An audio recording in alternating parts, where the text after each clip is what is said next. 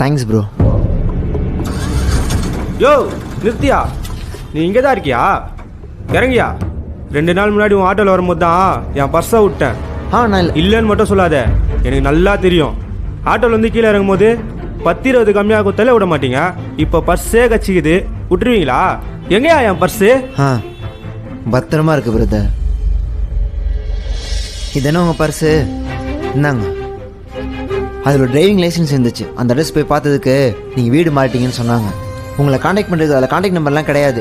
நானும் 2 நாள் உங்களை தேடிட்டு தான் இருந்தேன். நீங்கள் சொன்னது கரெக்டு தான் பிரதர்.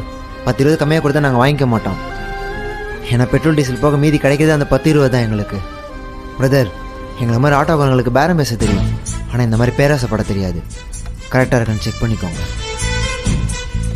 கரெக்டாக இருக்கு.